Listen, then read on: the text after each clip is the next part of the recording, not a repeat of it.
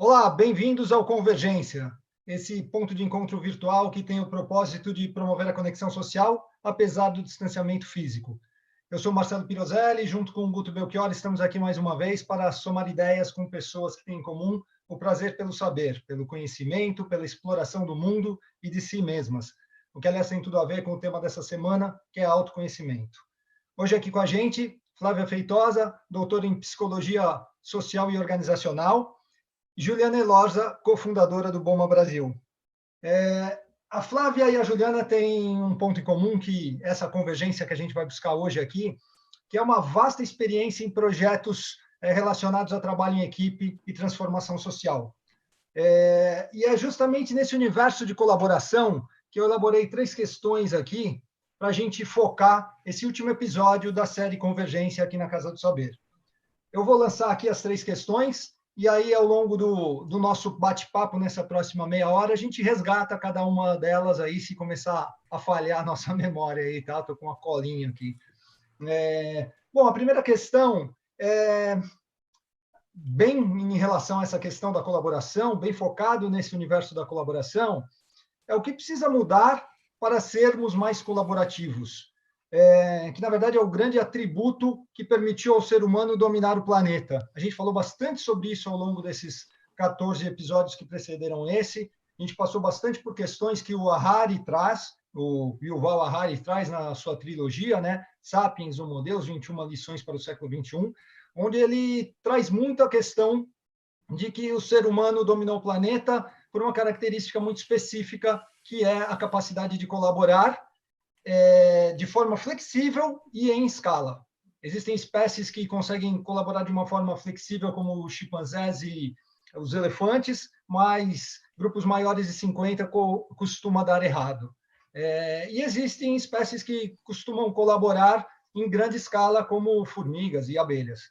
Enfim, essa é uma grande característica do ser humano e que, de alguma forma, essa sociedade contemporânea vem perdendo um pouco desse poder, dessa força da colaboração. Então, a primeira questão é essa: o que precisa mudar para sermos mais colaborativos? A segunda questão que eu pretendo abordar ao longo do papo é o que falta para o ser humano ser mais humano no ambiente de trabalho. E o terceiro ponto é como essa crise pode ser útil, ou seja, qual o efeito colateral positivo em meio a tanta tragédia que a gente vem acompanhando por aí. Alguns médicos passaram pelo programa e trouxeram um pouco mais desse pé no chão, dessa realidade de guerra que eles enfrentam nos hospitais. Então, assim, o que a gente pode aproveitar? O que a gente pode tirar de bom? Qual o efeito colateral positivo que essa crise pode trazer para acelerar essa transformação social que a nossa mente, que a nossa saúde mental tanto precisa? Tá legal? Deu para pegar aí a visão geral? A gente vai lembrando aqui, então. Vamos começar aí com a primeira questão. Muito obrigado pela presença, Juliana, Flávia, Gutão, estamos juntos aí de novo. E eu vou pedir para a Flávia começar colocando a opinião dela sobre essa questão aí de que o que precisa mudar para sermos mais colaborativos. Bom, muito obrigada pelo convite, é um prazer estar aqui, é um prazer conhecer a Juliana, Guto, Marcelo, é um prazer estar aqui com vocês.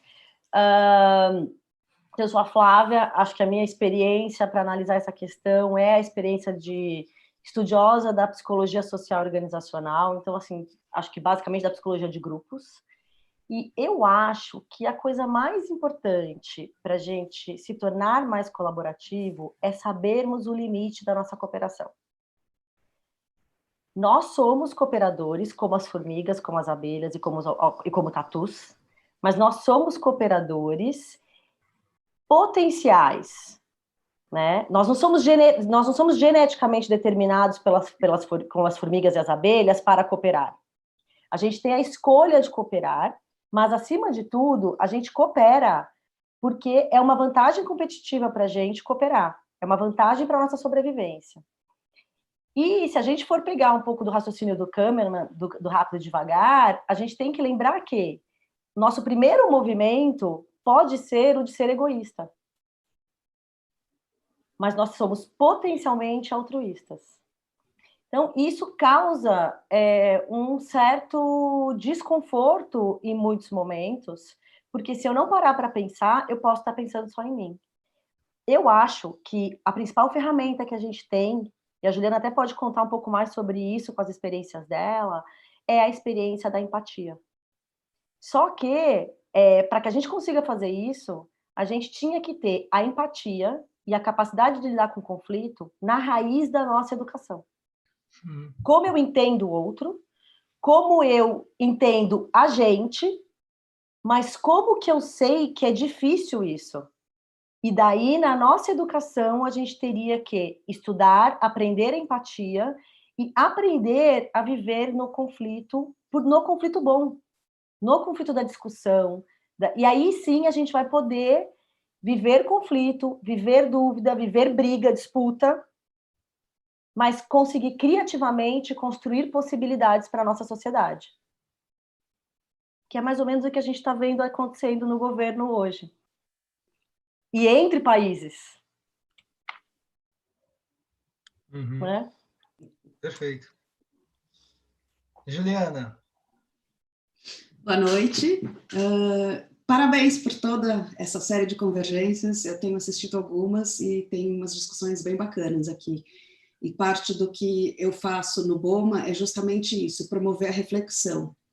O BOMA é uma palavra que ninguém sabe o que é, e até me perguntam, né? BOMA é uma palavra que vem das línguas africanas, dos lagos, que significa nada mais, nada menos do que sentar em volta da fogueira e conversar sobre os nossos problemas e como nós podemos resolver os nossos problemas. Então, quem sentava? Todo mundo que estava envolvido. Não adianta conversar só a gente, o problema é de todo mundo. A gente está vivendo uma situação hoje que somos todos iguais, estamos todos sujeitos a uma infecção de um vírus, então não tem diferença em que lugar do mundo corporativo ou da sociedade nós estejamos, porque precisamos juntos unir forças. Então essa questão do viés colaborativo começa em entender quem nós somos, do meu ponto de vista, e aí então promover uma mudança, porque primeiro a gente precisa ver o que a gente quer, daí depois ir para como a gente vai resolver o que a gente quer. Eu sempre busco separar muito o que é o o que e o como, senão a gente mata o sonho, né? Eu queria fazer isso, mas não dá por causa disso, pronto, acabou, morreu o assunto. Não, talvez dê, não da forma ideal, da forma que a gente queira, mas, então, eu acho que o que a gente precisa mudar para ser mais colaborativo agora é entender, olhar para dentro. Nós vivemos uma pausa obrigatória, querendo ou não. E o que a gente vai fazer com isso? Vamos entender quem nós somos, quem nós queremos ser. Eu gostei disso que a Flávia falou, entender o nosso limite da colaboração. A gente não pode oferecer o que a gente não tem. Então, para mim, voltando um pouco na ideia do BOMA, essa rede começou, é uma rede global, com uma situação incômoda que nós vivíamos, né, de muita mudança. A tecnologia vindo, chegando, tudo acontecendo tão rápido, aquela situação de, sabe, de estar sempre atrasado, eu não consigo chegar, não é? Não dá tempo de fazer tudo, tem um monte de coisa acontecendo, Então, assim, como a gente não consegue nem acompanhar as mudanças, quanto mais entender, e mais importante ainda, quando a gente consegue acompanhar, a gente está ali sobrevivendo, tentando respirar, mas o mais importante, como acompanhar, usar o que é bom e prosperar. Então, a gente começou com esses fundamentos, né? Entender, adaptar e prosperar. E para poder criar o mundo que a gente quer viver, em vez de deixar ele acontecer. Queria aproveitar essa deixa do criar, né? Eu acho que essa é uma característica muito importante do ser humano, que assim, nós criamos o mundo como está, mas nós somos capazes de criar a nossa vida e recriar o mundo. A gente tem essa capacidade, né? Então, o mundo veio sofrendo uma série de mudanças porque nós fomos criando essas mudanças. Só que essa mudança, ela está um pouco indo de encontro, na verdade, com a nossa capacidade de ocupar a Terra. E a gente está recebendo uma série de mensagens de que não está sendo possível, que as nossas escolhas não estão sendo boas, mas nós estamos ignorando que nós estamos limitados ao nosso egoísmo. Né? Então não adianta, ok, não estou produzindo mais, nos Estados Unidos ou no Brasil, mas eu estou produzindo na China, estou poluindo do mesmo jeito. Tem uma série de escolhas que a gente diz assim, não dá para a gente continuar consumindo da maneira que a gente está consumindo, não dá para a gente continuar vivendo da maneira que a gente está vivendo, mas nós estamos ignorando. Porque nós temos, da mesma maneira que nós temos a potencialidade de criar novas versões para a nossa vida individual, para a vida dos nossos grupos e para a vida da sociedade como um todo, nós também temos a necessidade de nos segurar naquilo que a gente já conhece. Também é uma questão humana da gente querer ficar igual. Então, a gente vê um monte de gente aí querendo que daqui a 2 meses, 1 mês ou 6 meses, a gente volte a viver da maneira que a gente viveu antes. Só que a maneira que a gente viveu antes, ainda que ela seja possível por mais algum tempo, ela está provada como impossível. E aí, na questão de como que a gente pode cooperar e colaborar, olha que maluco. Na hora que a gente vai disputar mundialmente equipamentos de segurança, tem um país que leva mais. Qual que é a discussão coletiva que a gente tem que ter para impedir que isso aconteça? Flávia, você falou que nós, quem somos nós, né? Eu acho que volta primeiro essa pergunta, que o Marcelo trouxe muito Harari, né? Nós éramos a nossa vila, a nossa comunidade, mais de 50 pessoas não tem nós, aí ele trouxe a questão do nacionalismo, que era para criar um nós, né? A gente paga paga imposto para ter seguridade, assistência securitária, enfim, todas as outras coisas para o nosso mesmo colega da nossa nacionalidade, que, sem nós nem conhecermos e sabermos quem é esse ser humano, mas esse nós foi se ampliando tanto que agora nós somos todos nós. Não adianta, que nem você falou, não adianta produzir aqui se no outro lado do mundo não. Um país, nesse aspecto, o nosso parâmetro mudou. E esse nós ficou tão fora do nosso controle, tão distante, que a gente se perdeu. Então, voltando, como ser mais coletivo, trazer para perto esse nós, identificar essa linha de que somos todos juntos. Tem muita gente falando que esse momento que a gente vive é a Terceira Guerra Mundial. E tem muita gente falando que não dá para ser a Terceira Guerra Mundial, porque uma guerra depende de um inimigo. Né? E nós não temos dois inimigos agora, nós temos um desafio em comum, que eu não sei nem se ele é natural, se ele é promovido pelo homem. Tem umas discussões jurídicas até questionando isso, porque apesar de ser um vírus que é natural, todos os atos que aconteceram, dos isolamentos e tal, são promovidos pela humanidade. E o que a gente faz com isso? A gente tem que unir forças para fazer um novo nós, para vencer um desafio comum. Essa linha de... Ouvindo... Quer ir lá, Marcelão? Vai lá. Não, só para não perder o gancho no que a Juliana acabou de falar, e também tem um pouco a ver com o que a Flávia acabou de falar, nesse lance de onde vem esse vírus, né, qual é a origem, do ponto de vista mais filosófico, desse processo, que não é uma guerra, né? Talvez a lição que a humanidade precisa nesse momento não é uma lição que uma guerra pudesse ensinar, né? Mas, não sei, eu acho que é como se fosse parte do sistema imunológico do planeta se defendendo do ser humano, né? Mostrando para a gente o quão insignificante nós somos, o quão vulneráveis nós somos e o quanto precisamos uns dos outros, né? E essa nossa interdependência, que agora ficou evidente, ficou patente do ponto de vista biológico, né? Acho que está claro, acho que ninguém mais tem dúvida que do ponto de vista biológico, pelo menos, somos todos um, estamos todos interconectados. Agora, acho que as pessoas ainda têm uma dúvida, não sei, pelo menos a impressão que eu sinto é que tem um percentual muito grande das pessoas que eu convivo que ainda tem uma dúvida que a gente é hiperconectado do ponto de vista emocional também. Eu costumo sempre falar que nos ambientes de trabalho, uma pessoa mal resolvida gera uma cascata de crises emocionais. Acho que a Flávia pode complementar bastante essa questão de qual é o efeito em cascata, que a gente está falando muito sobre efeito em cascata por conta desse aspecto biológico, né? Tem um monte de videozinhos circulando por aí nos principais veículos oficiais e também nas redes sociais de comunicação, que o quanto uma pessoa pode gerar essa contaminação.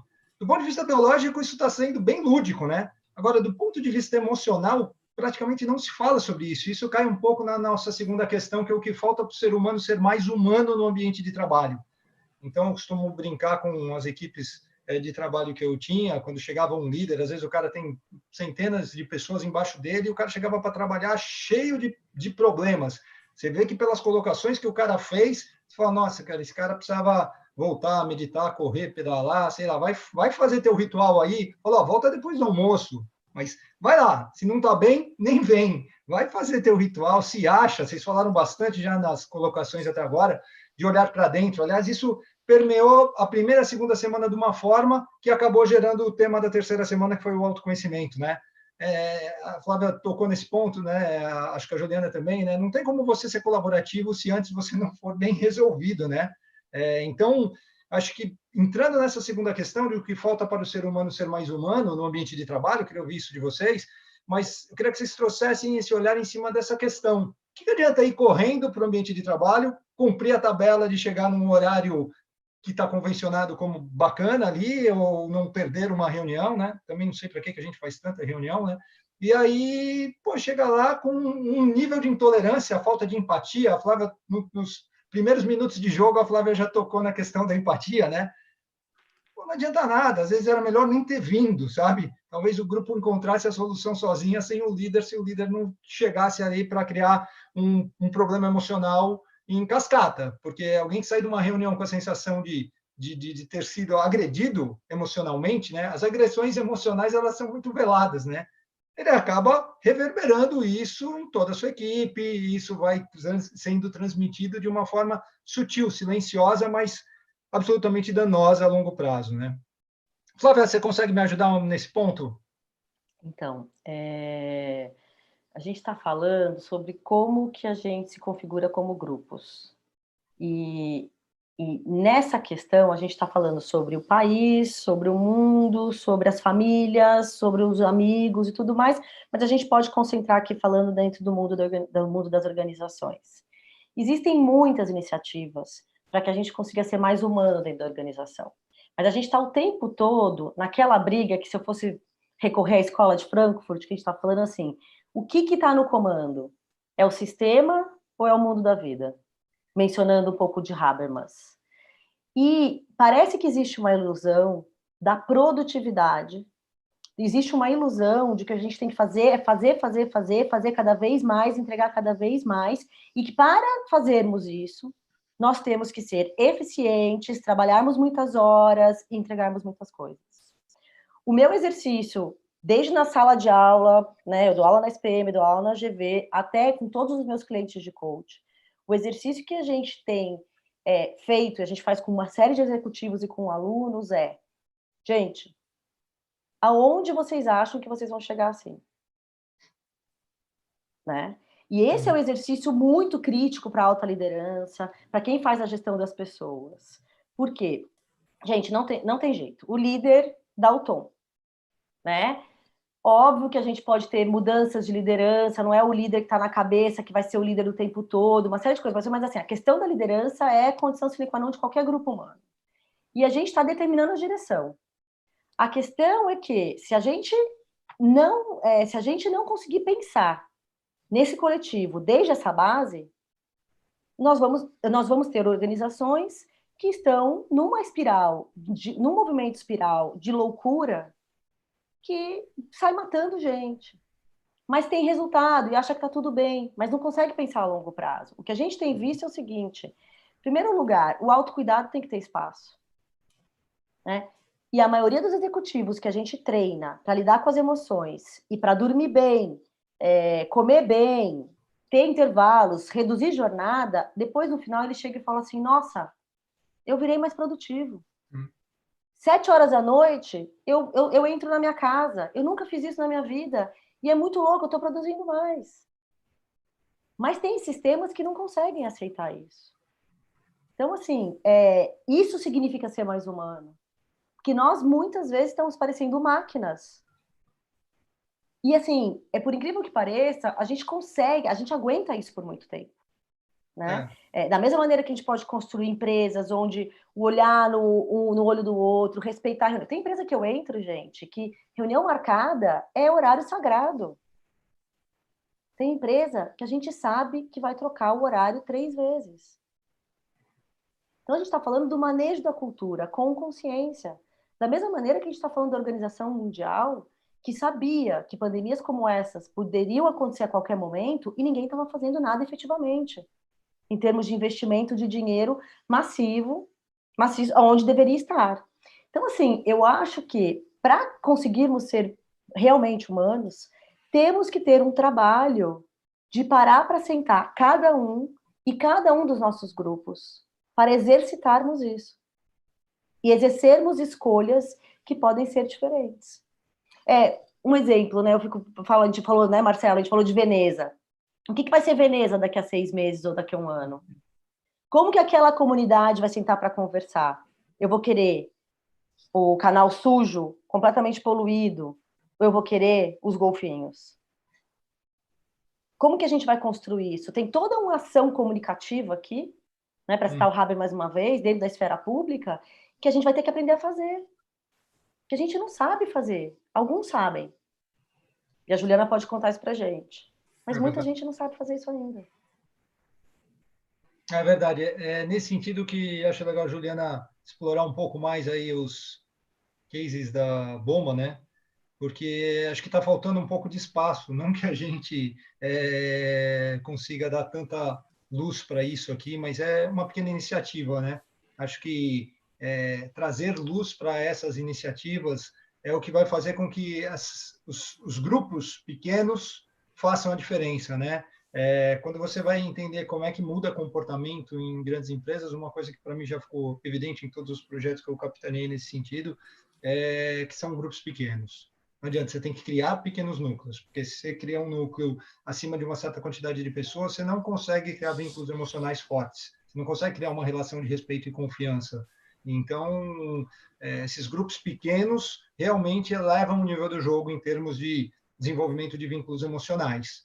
E aí a questão que eu quero trazer para você, Juliana, pegando essa experiência internacional do BOMA, como que esses grupos pequenos conseguem criar uma rede de comunicação? Como vocês conseguem fazer com que em todos os países a identidade de vocês esteja preservada? Como costurar isso? Do ponto de vista interno da rede, nós somos independentes, somos parceiros. Então, nós temos alguns combinados e nós compartilhamos tudo. Tem um lema interno, o famoso não vamos reinventar a roda. As pessoas perguntam, alguém já fez não sei o quê? Se nós tivéssemos, se nós falássemos inglês aqui, eu teria muito mais material, eu ainda tenho que converter isso. Então, desde material para apresentar para parceiro, para patrocínio, para explicar o que é o programa, o que nós fazemos, como que a gente entrega o treinamento corporativo, como que a gente faz os eventos, tudo é compartilhado. Olha, aqui não está dando certo isso, me ajuda a fazer? Vamos pensar. Mas aqui, vamos fazer juntos. Isso é uma forma já de respeitar o que cada um traz e agregar. A outra coisa que eu acho que dá muito certo, então, é jogo aberto, não tem é meu, é nosso. Uhum. A outra coisa que dá muito certo é assim, todo mundo, eu aprendi quando eu trabalhava no TED, todo mundo tem alguma coisa interessante a dizer. Talvez a pessoa não saiba, talvez a pessoa não consiga. Eu conheci um cara incrível, ele é um publicitário da Grendene, e ele chama todo mundo de professor, porque todo mundo tem alguma coisa para ensinar. Então, isso vem de ter paciência e ouvir o que vem de lá e aproveitar. Então, o trabalho em rede é interessante, mas dá medo, né? Dá medo no ego. Porque imagina que a gente tem o BOMA Brasil, a gente quer ter outros grupos acontecendo em outras cidades. Eu estou em São Paulo, os nossos outros 2 sócios estão no Rio. Mas fora disso, onde estão as outras pessoas? A gente quer espalhar isso. E se vem alguém e faz melhor que eu, como é que fica? Então, eu tenho que olhar e falar, oba, ele está fazendo melhor do que eu. Porque olha que interessante. É que nem contratar alguém que trabalha melhor que você. A pessoa trabalha, faz melhor, te dá tempo para fazer outras coisas. Mas saber lidar com isso, se faz pior, tá vendo? É pior, eu tenho que fazer tudo. Não, é conseguir esse desapego de achar alguém que faça melhor que você. E vai ser diferente, esse é o ponto. Então, entender que esse diferente também pode ser bom e também pode funcionar, que faz o colaborativo ser tão legal?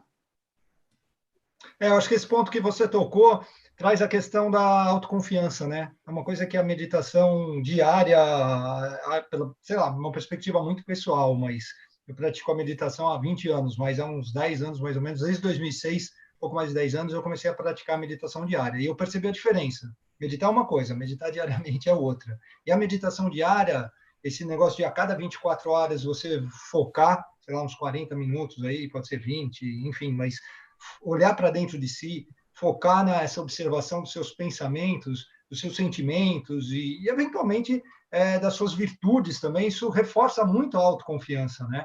Então, se você se sente mais autoconfiante, se você está bem consigo, né? Você consegue ser mais colaborativo, né?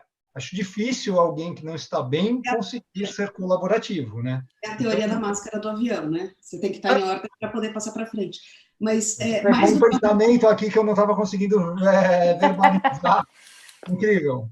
Mais do que autoconfiança, antes da autoconfiança, tem que vir e olhar quem eu sou e o que eu tenho de bom.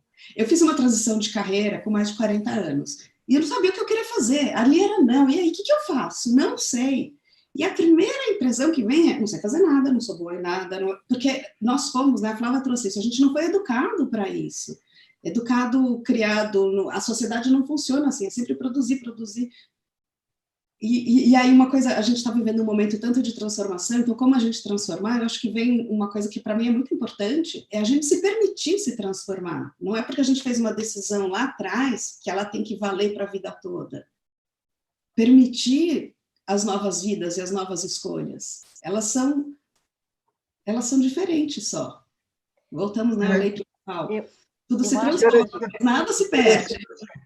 Interessante, Juliana, que descobrimos mais uma coisa em comum aí, né? Eu também fiz uma transição de carreira após os 40. Eu também fiz, então, esperando os 40. E eu aconselho todo mundo a fazer isso na vida. Deixa eu trazer uma questão aqui, Flávia, que eu queria entender num ponto de vista mais acadêmico, mais técnico, talvez. Eu sei muito da experiência da Juliana relacionado a comunidades, né? No fundo, a fundadora do BOMA, me corrija se eu estiver errada, Juliana, foi a idealizadora do TEDx, né? Que foi o projeto que pegou o TED de uma conferência muito centralizada na Califórnia e colocou para todo mundo, massificou essa disseminação do conhecimento.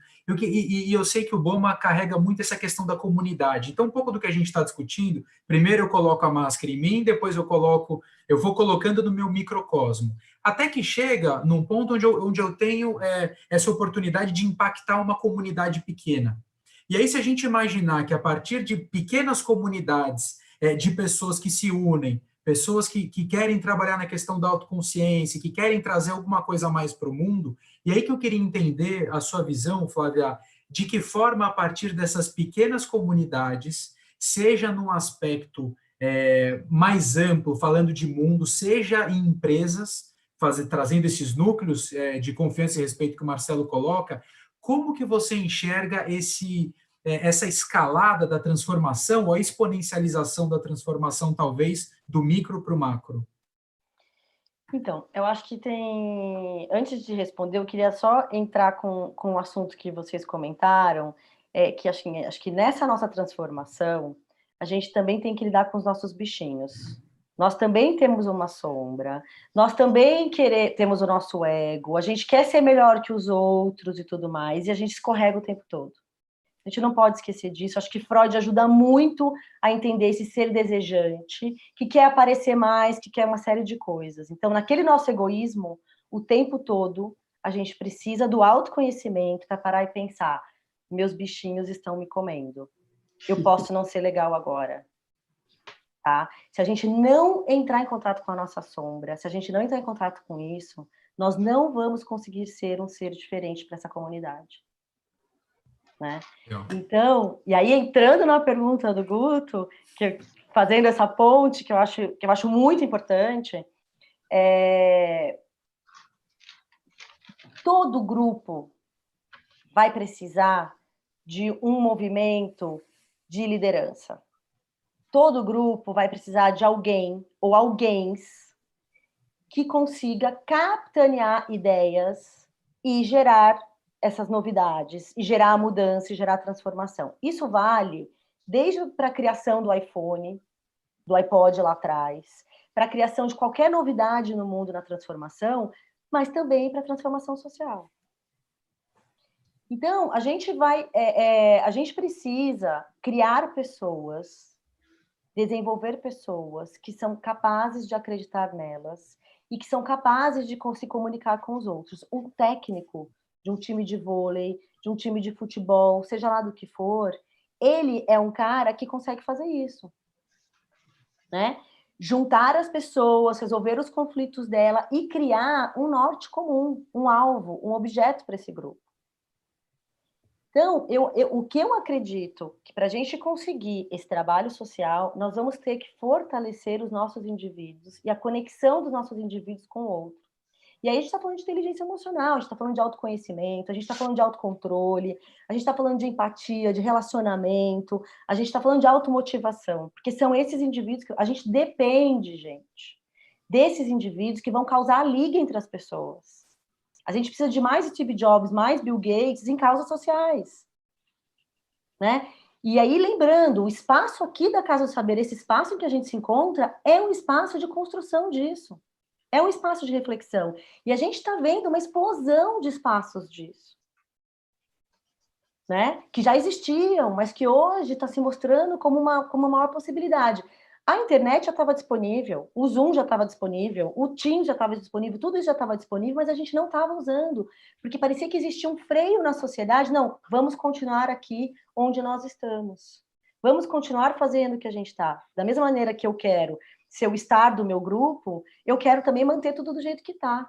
Mas o que o mundo está dizendo para a gente hoje é deu, basta. E aí a gente vai precisar, a gente tem inúmeros projetos, a Priscila e o Jair estavam aqui com vocês essa semana conversando a respeito disso, né? Todo o potencial da educação, todo o potencial da ciência, das ciências humanas, gente, extremamente necessária para criar esses seres que vão construir, que vão enraizar novos comportamentos de grupo a partir de uma nova possibilidade. Mas é muita força e muita energia que tem que pôr nisso. Então, assim, o meu convite, o que eu acho que é extremamente relevante, a gente precisa de mais Julianas, a gente precisa de mais casas do saber, a gente precisa, em todas as comunidades, a gente tem coisas incríveis acontecendo nas comunidades no Brasil, que a gente ignora. A gente continua falando super mal da educação, super mal do SUS, super mal de um monte de outras coisas, que tem líderes incríveis querendo transformar. Então, assim, o que a gente precisa para criar essas novas comunidades são pessoas emancipadas, eu acho que essa é a palavra. Pessoa emancipada está falando de uma pessoa que está para além do querer só o bem dela. E que tenham consciência da sua dificuldade, que consigam se comunicar, que consigam construir desejos coletivos. E isso está em todos os buracos. Está aqui na minha relação com os meus filhos, gente, de que eles têm que me ajudar a fazer comida, de que eles têm que ajudar a limpar a casa. É aí que a gente pratica essa ação comunicativa. E não só querer que eles fiquem se matando de estudar. Só para complementar um pouco, Gustavo, uma coisa que me ocorre agora é que quando a gente fala desse aumento de mais consciência, é quase que um desenvolvimento moral também do ser humano, né? De entender mais essa vida em comunidade, né? Sim, e quando a gente, para entender a nossa vida em comunidade, a gente tem que entender o outro. E por isso que a gente fala que desenvolvimento de líder passa em primeiro lugar pelo próprio desenvolvimento dele. Que é uma das coisas que eu mais brinco em sala de aula é, alguém aqui nunca passou pela situação de agir de uma maneira que você não queria agir? Aí eu brinco, porque a pessoa que nunca fez isso é meu café da manhã amanhã, mas ninguém nunca levanta a mão. Nós somos os nossos próprios traidores. Porque lá no nosso sistema 1, lá do Kahneman, a gente é um bichinho que quer sobreviver, gente. A gente quer ser o melhor. A gente quer ser o mais bonitão do Instagram e do Facebook, por mais em verdade que seja o que eu posto lá. Eu não estou fazendo o melhor serviço para a sociedade quando eu estou lá fingindo ser quem eu não sou. Eu brinco com os meus alunos que o melhor antidepressivo é não entrar nas redes sociais até 1h da tarde. Na vida normal, tá, gente? Não agora. não acreditar naquilo que está lá, né? Porque aí a gente tem a possibilidade de lidar com o ser humano real, né? E não ajudar a subir de mais de 20% da população que vai ser medicada um dia por causa de depressão. Estamos fartos de viver com o falso e de viver só com o consumo, entendeu? Acho que essa questão do consumo é muito séria para a gente hoje. Você vê a terra respirando. Esse lance do consumo é muito louco de imaginar que hoje, no fundo, a grande prova de sucesso que a gente tem, né, do que é entendido como sucesso, é justamente relacionado a esse consumo, que ainda é uma lógica muito industrial, né? E no fundo, o que a gente está repensando, eu não digo nem que é a lógica do sistema capitalista, porque eu não quero entrar nesse assunto, se é bom, se não é e tal, acho que não é o escopo aqui agora, mas é uma lógica, e é difícil dissociar industrial de capitalismo também, mas sem querer entrar em nada polêmico, mas no fundo ainda é uma lógica muito industrial envolvida ao acúmulo e aonde é muito clara o que é uma noção de sucesso, né? E aí as pessoas acabam correndo atrás de sucesso, o American Dream, vamos resumir dessa forma, vai. E o quanto que a gente enfrenta a dificuldade de não poder viver isso. Acho que a Juliana pode contar, ela passou por um processo de transformação também, né? E quais são os questionamentos que a gente recebe? Você não vai viver o que o mundo quer para você? E aí, Juliana? Eu queria voltar a um ponto que a Flávia trouxe do líder, né? Você falou quem vai causar a liga entre as pessoas. Eu gosto de dizer que o líder é a pessoa que responde aquela pergunta que é assim, e agora? Esse, de uma forma muito simplista, assumiu a liderança naquele momento. Então, para ter esse líder, a gente precisa, nesse contexto de coletividade, ter os vários líderes de todos os espaços. Conversar com todo mundo. O líder não é só o chefe. O líder é porque a gente vem, né, no modelo industrial e no modelo corporativo daquela hierarquia, quando a comunicação não existia tão forte, então a comunicação tinha que ser centralizada para esparramar na hierarquia. E com essa mudança de comunicação aberta a todos, tanto faz quem traz a informação, quem traz a liderança, quem traz o que pode ser aplicado naquele momento. Então, indo de uma forma mais prática, quando a gente fala em conversar com todo mundo, é o líder da empresa, o chefe, mas também é o líder governamental, que também vai tratar de um assunto. O exemplo que eu tenho, que para mim é super legal, que ilustra tudo, por que não pode andar de bicicleta no metrô? Pode em alguns momentos e não sei o quê. A gente tem que conversar com todo mundo para saber se isso vale a pena. Com todo mundo, o usuário, todo mundo, o Estado, todo mundo, mas talvez seja uma questão que nem todo mundo queira. Então, né, antes de sair decidindo coisas, então, ouvir todo mundo, a gente vai ter controvérsia, sim, mas é uma controvérsia, voltando, né, para resolver o nosso ponto em comum. Então, acho que voltando um pouco nessa questão de humanizar o trabalho, é dar voz para todo mundo e ver o que todo mundo quer. É viável acomodar tudo? Não, mas talvez sabendo fique mais fácil do que simplesmente promover mudanças que a gente acha que podem ser certas e nem precisam ser. Tem um exercício muito interessante que eu tenho vivenciado em algumas organizações, alguns times e comunidades, que é o exercício não democrático, no sentido de que assim, a democracia meio que é, ok, 50% mais um, né? Então, assim, como é que a gente trabalha processo de tomada de decisão, onde não é 50% mais um que tem que decidir o que vai acontecer, onde todo mundo tem voz, onde todo mundo dá palpite, é um exercício extenuante. É igual a educação de criança. É muito difícil educar a criança sem bater e sem punir constantemente. Dá muito mais trabalho. Assim como vai ser muito mais difícil criar uma organização, um time, onde a gente vai decidir e avisar qual que é a decisão. É muito mais difícil a gente construir rodas de diálogo, mas eu costumo dizer que é o diálogo que vai economizar tempo depois. Mas tem uma curva, e aí é o U, a curva do U, né, da teoria U, assim, tem uma curva que é complexa. A gente vai lá embaixo, a gente vai no fundo do poço. Formar time é isso. Formar equipe é isso. seja no futebol, seja na organização, seja no projeto novo. A gente começa perdido, a gente vai lá embaixo, fica todo mundo mal, rola briga, rola discussão, e é nessa briga, nessa discussão que a gente começa a reconstruir. Então, assim, os meus filhos são extremamente mal educados em alguns momentos, mas é a única chance que eu tenho de fazer eles entenderem alguma coisa. Porque se for no tapa, isso não é permitido na minha educação, eu consigo o que eu quero, mas quem disse que eu vou conseguir deles o raciocínio que eu preciso amanhã? É interessante refletir sobre isso, especialmente sobre a questão de educação de filhos, que para mim toca fundo. Eu tenho uma filha de 20 anos e um filho de 14, né? Então, estou num processo aí, estou numa fase lidando com idades onde a gente trata muito essa questão da democracia, do ouvir todo mundo, de construir junto e tal.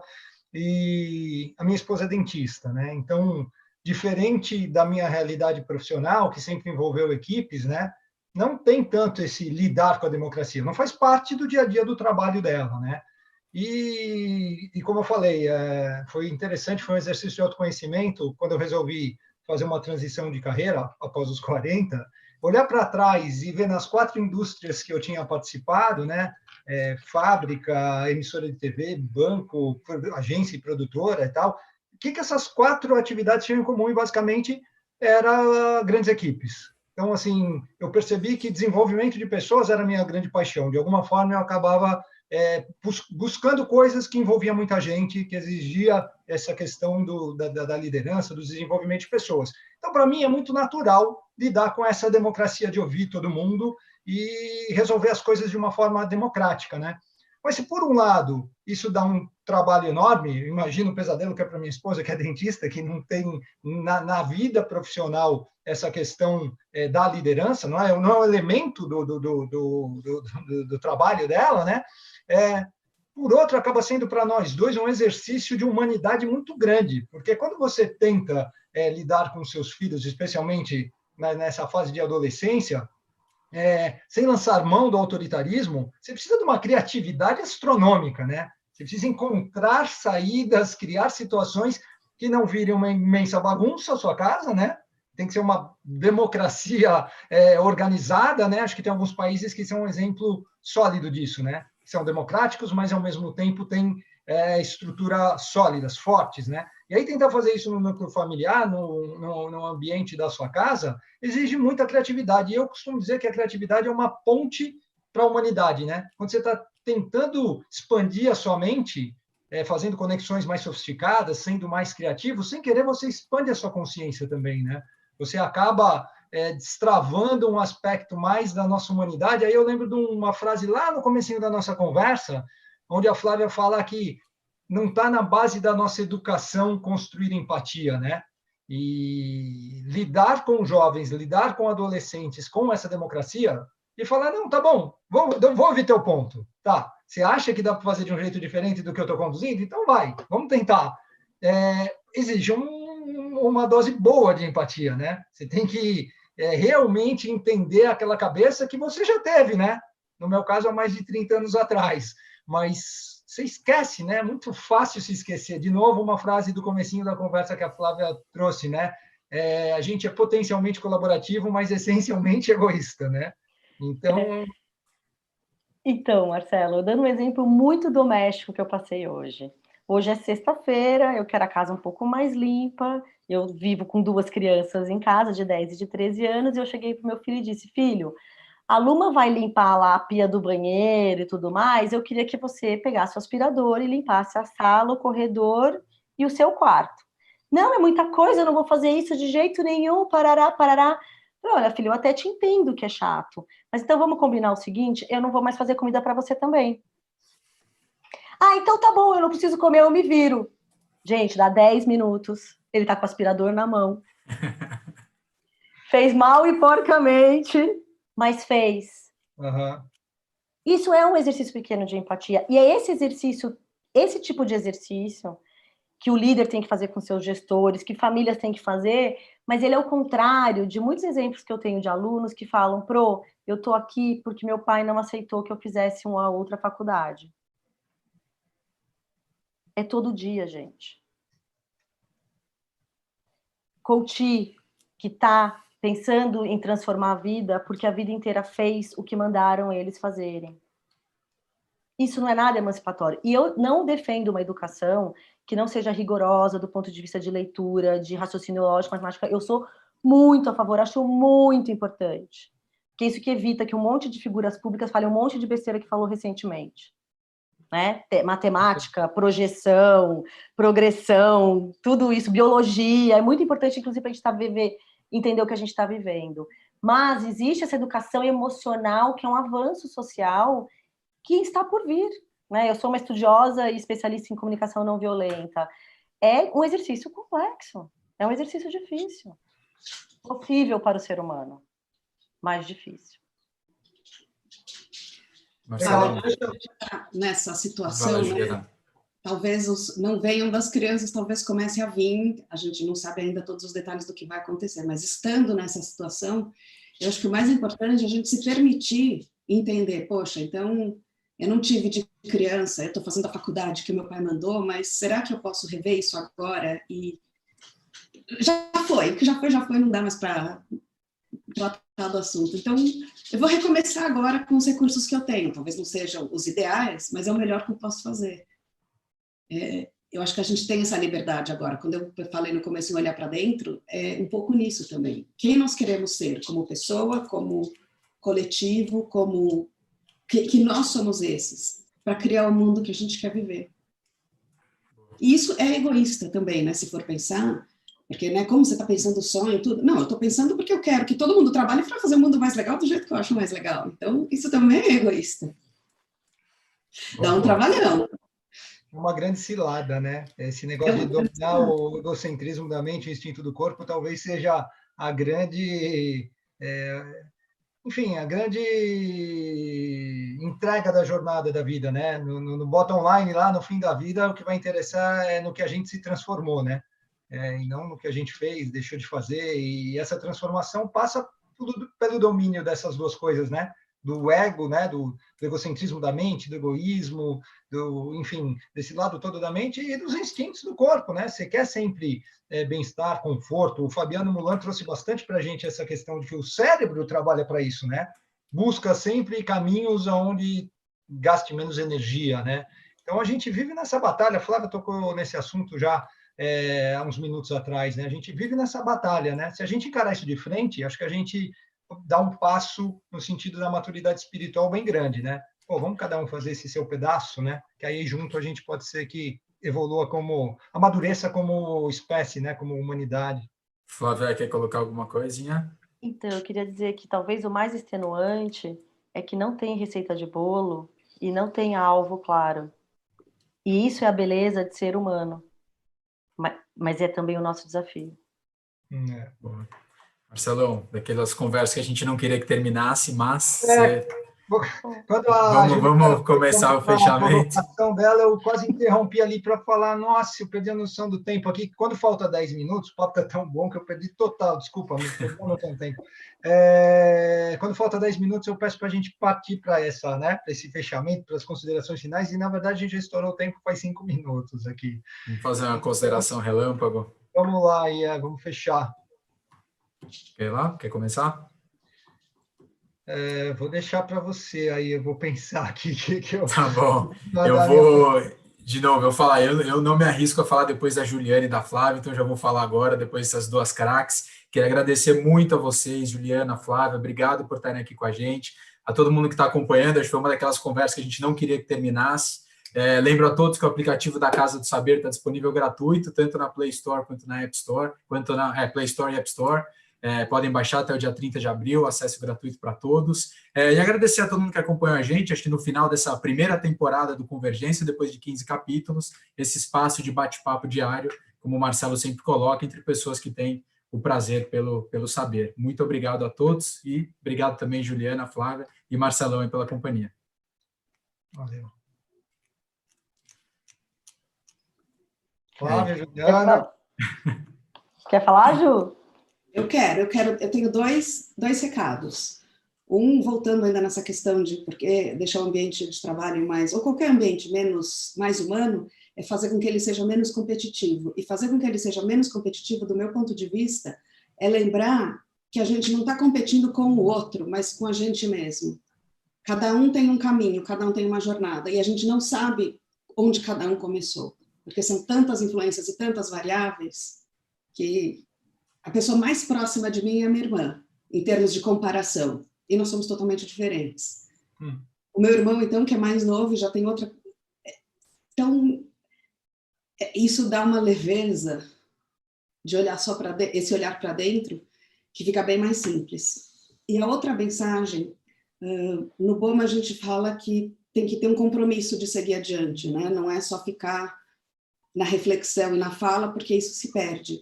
Então eu quero fazer uma provocação para todo mundo que está aqui ouvindo, de pensar qual é o compromisso que você vai fazer para a sua própria transformação, diante de tudo que a gente falou. E esse compromisso pode ser uma coisa simples, mas pode ser uma coisa de um dia, pode ser uma coisa mais complexa, mais longa, mas o que você se compromete a fazer, nem que seja acordar mais cedo, ou acordar na hora que você pretende acordar, uma vez, e falar, uau, eu consegui. Qual é o compromisso que você quer fazer para promover a sua própria transformação? Bom, então, em primeiro lugar, agradeço e queria reforçar, assim, a minha gratidão, assim, pelo espaço da Casa do Saber e principalmente o papel que vocês estão ocupando hoje. Eu convivo com muitas pessoas que têm na casa um espaço de reflexão e de conforto nesse momento. Queria muito prazer te conhecer, Juliana. Fiquei bastante feliz de estar aqui. A gente vai se conectar.